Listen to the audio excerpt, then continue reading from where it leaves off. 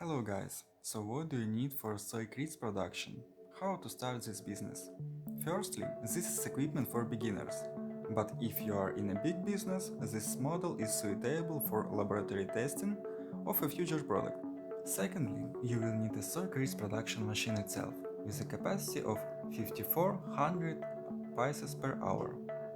Third, you will need a moisture meter of rough materials. You can buy it in any country. First, of course, you need a packing machine. We can give it upon request. The secret of success in the crisp business is in the original taste and packaging.